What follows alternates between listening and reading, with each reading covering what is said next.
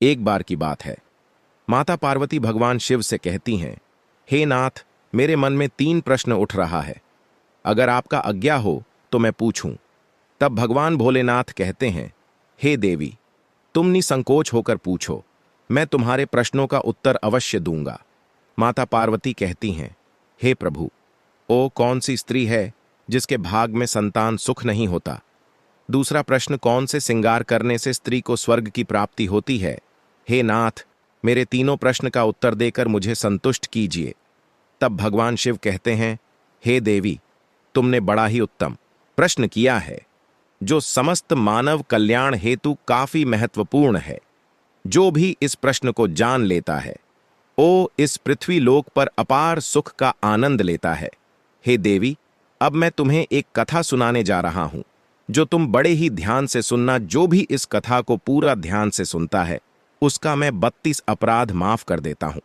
मित्रों, जब तक भगवान शिव इस कथा को सुनाने जा रहे हैं, तब तक जल्दी से और फटाफट वीडियो को लाइक करके और कमेंट में हर हर महादेव जरूर लिखो, नहीं तो बाद में भूल जाओगे। भगवान शिव कहते हैं, हे देवी। एक समय की बात है। मध्य देश में एक छोटा सा नगर था। उस नगर में एक सेठ रहता था। उस सेठ के 2 पुत्र थे और सेठ के दोनों बेटों का विवाह भी हो चुका था। सेठ के घर में किसी चीज की कोई कमी नहीं थी, किंतु सेठ की पत्नी का स्वभाव अत्यंत दुष्ट था। सेठ की पत्नी और सेठ के बड़े बेटे की पत्नी दोनों का ही स्वभाव दुष्ट था। सेठ की पत्नी अपनी बड़ी बहू का तो बहुत लाड प्यार करती थी, किंतु छोटे बेटे की पत्नी के साथ बुरा व्यवहार करती थी। घर की सबसे छोटी बहू अर्थात छोटे बेटे की पत्नी बहुत अच्छे स्वभाव की, ईश्वर पर श्रद्धा रखने वाली पतिव्रता नारी थी। वह अकेले ही घर का सारा काम किया करती थी और गृह कार्य में दक्ष थी। इतना अच्छा स्वभाव होने के बावजूद भी उसकी सास उसके साथ बुरा व्यवहार करती थी, उसका हमेशा अपमान करती थी। इसके पीछे का कारण बस इतना था कि बड़ी बहू को एक पुत्र था और छोटी बहू ने पुत्री को जन्म दिया था। पुत्री को जन्म देने के कारण सेठ की पत्नी अपनी छोटी बहू को बार बार ताना मारा करती थी, लेकिन वह बेचारी कर भी क्या सकती थी? जो भाग्य में लिखा होता है उसके साथ वही होता है। भगवान शिव कहते हैं, हे देवी, अब मैं तुम्हें छोटी बहू की कहानी सुनाता हूं। इससे तुम्हें पहले प्रश्न का उत्तर प्राप्त हो जाएगा कि कौन सी स्त्री को पुत्र प्राप्ति नहीं होती है। हे देवी, सेठ की जो पत्नी थी वह पहले से ही दुष्ट और कुटिल स्वभाव की थी। उससे उसकी सास भी परेशान थी। सेठ की पत्नी अपनी छोटी बहू को सबसे ज्यादा दुख देती थी। छोटी बहू का नाम था सुकन्या और सुकन्या को सताने में उसकी सास को बहुत आनंद आता था। सुकन्या बेचारी रोज सुबह ब्रह्म मुहूर्त में जागकर अपने घर के काम करती थी और दिन भर काम करने के बाद उसे रात्रि को ही सोने को मिलता था। इतना होकर भी सेठ की पत्नी अपनी छोटी बहू से द्वेष करती थी।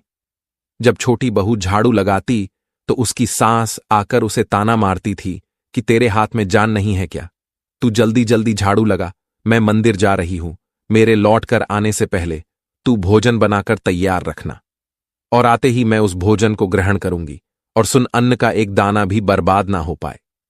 बेचारी सुकन्या चुपचाप अपनी सास का अत्याचार सहन करती थी और उसकी सास की हर आज्ञा का बड़ी ही विनम्रता से पालन करती थी।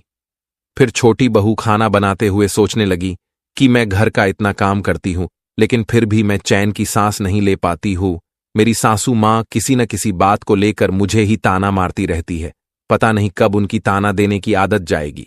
सुकन्या इतना सोच ही रही थी कि तभी घर के दरवाजे पर खटखटाने की आवाज सुनाई दी। तब सुकन्या ने दरवाजा खोला तो उसने देखा कि द्वार पर एक सन्यासी खड़ा हुआ है। वह सन्यासी सुकन्या से कहने लगा, बेटा, सदा सुहागिन रहो।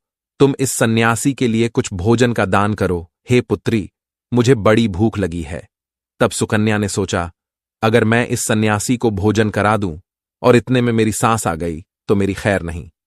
कुछ देर तक विचार करने के बाद सुकन्या ने सोचा, यदि मैं सासू मां के ताने के डर से इस सन्यासी को भोजन नहीं कराऊंगी तो मुझे महापाप लगेगा, मेरा सारा पुण्य नष्ट हो जाएगा। इतना सोचकर सुकन्या ने उस सन्यासी को घर के अंदर बुला लिया। अतिथि धर्म का पालन करते हुए सुकन्या उस सन्यासी को भोजन कराने लगी। उतने में ही उसकी सास घर पर आ पहुंची और उस सन्यासी को घर के अंदर भोजन करते हुए देखकर उसे बहुत गुस्सा आ गया। वह चिल्लाते हुए सुकन्या से कहने लगी, यहां पर क्या किसी प्रकार का भंडारा या दावत नहीं चल रही है, जो तो राह चलते भिखमंगों को घर में बिठाकर खिला रही हो। सुकन्या ने अपनी सास से बड़ी विनती की, लेकिन सुकन्या की सास ने बहू की एक नहीं सुनी और उसकी सास ने उस सन्यासी को घर से बाहर निकाल दिया और उसके भोजन को उठाकर कचरे में फेंक दिया। उसके बाद वह सास सुकन्या पर गुस्सा करने लगी। अरे दुष्ट औरत, मैंने तुझे कहा था कि अन्न का एक दाना भी बर्बाद नहीं होना चाहिए, लेकिन तूने क्या किया, उस भिखमंगे को इतना सारा भोजन दे दिया। सुकन्या डरते डरते बोली, सासू मां, मैंने सन्यासी को अपने हिस्से का भोजन दिया है, इसमें आखिर इतना गुस्सा होने की क्या बात है। द्वार पर आए अतिथियों को कभी खाली हाथ नहीं भेजते हैं, ऐसा शास्त्र कहते हैं। फिर सुकन्या की सास ने उसे बहुत डांटा। दोनों के बीच कई देर तक बहस हुई और सुकन्या की दुष्ट सास ने गुस्से में आकर सुकन्या को धक्के मारकर घर से बाहर निकाल दिया और घर का दरवाजा बंद कर दिया। सुकन्या देर तक घर के मुख्य द्वार के सामने खड़ी रही और बाहर से अपनी सास को आवाज देने लगी। सुकन्या की सास ने एक नहीं सुनी और उसे घर के अंदर आने नहीं दिया। फिर सुकन्या दुखी और उदास होकर अपने मायके के लिए निकल गई। मायके जाने के रास्ते में बहुत बड़ा जंगल पड़ता था। सुकन्या भूखी प्यासी रहकर उस जंगल के रास्ते पर से चलने लगी। तभी उसी समय अचानक जोर जोर से बादल गरजने लगे और मूसलाधार बरसात होने लगी। बारिश से बचने के लिए सुकन्या एक वृक्ष के नीचे जाकर खड़ी हो गई। वहां पर सुकन्या ने देखा कि पेड़ के नीचे मेकोटर बना हुआ है। फिर वह बिना देरी किए जल्दी से उस कोटर में घुस गई। कोटर में जाने के बाद सुकन्या ने देखा कि अंदर कोई साधु महात्मा बैठे हैं। वह सन्यासी कोई और नहीं बल्कि भगवान विष्णु ही साधु का रूप धारण करके बैठे हुए थे।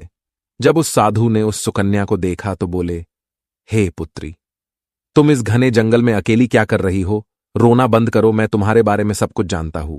तुम्हारे ससुराल वाले अत्यंत दुष्ट स्वभाव के हैं और वे तुम्हें बहुत दुख देते हैं। इसका कारण केवल बस इतना है कि तुम्हें पुत्र की प्राप्ति नहीं हुई है। पुत्री को जन्म देने के कारण तुम्हें तुम्हारी सास के ताने सुनने पड़ते हैं। हे पुत्री, तुम चिंता मत करो, मैं तुम्हें एक पर्ची देता हूं। इस पर जो भी उपाय लिखा हुआ है, तुम उस उपाय को पूरे मन के साथ करो, फिर तुम्हें एक गुणवान पुत्र की प्राप्ति होगी। फिर सुकन्या ने वह पर्ची ली और वह साधु वहां से अचानक से गायब हो गए। ये चमत्कार देखकर सुकन्या बहुत प्रसन्न हुई और जब बारिश रुकी तो सुकन्या का पति उसे ढूंढते हुए उस स्थान पर पहुंच गया। सुकन्या ने अपने पति को सारी हकीकत बता दी और फिर दोनों ने ही घर वापस न जाकर उसी जंगल में रहने का निर्णय लिया। वहीं पर रहते हुए एक दिन सुकन्या के मन में पुत्र प्राप्ति का ख्याल आया और वह मन ही मन सोचने लगी कि यदि मेरा भी कोई पुत्र होता तो आज ससुराल में मुझे बहुत ज्यादा इज्जत मिलती।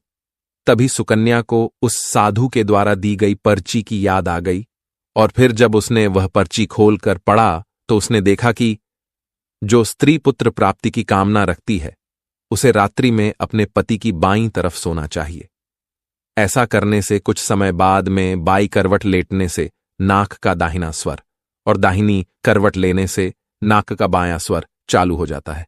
फिर जब पुत्र की इच्छा हो तो उस स्थिति में मिलन से पहले यह निश्चित कर लेना चाहिए कि पुरुष का दायां स्वर चलने लगे और स्त्री का बायां स्वर चलने लगे और उसी समय पर गर्भधान किया जाना चाहिए। ऐसा करने से निश्चित ही पुत्र की प्राप्ति होती है। इसके विपरीत नाक के स्वर चलने से पुत्री की प्राप्ति होती है।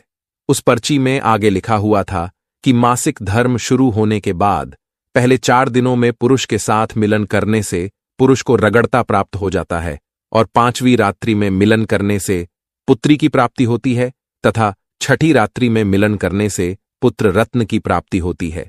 7वीं रात्रि में मिलन करने से वंध्या पुत्री होती है। 8वीं रात्रि में मिलन करने से बलशाली पुत्र की प्राप्ति होती है।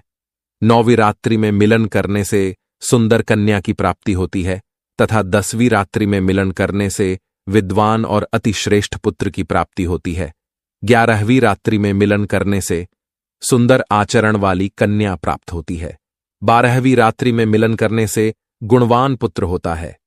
13वीं रात्रि में मिलन करने से लक्ष्मी स्वरूपा पुत्री होती है। 14वीं रात्रि में मिलन करने से गुणवान, बुद्धिमान तथा बलवान पुत्र होता है। फिर सुकन्या ने मासिक धर्म के बाद 14वीं रात्रि में अपने पति के साथ मिलन किया और उसके बाद गर्भ धारण किया। फिर दूसरे दिन सुकन्या का पति जंगल में लकड़ी काटने के लिए चला गया और सुकन्या घर पर पड़ी रही।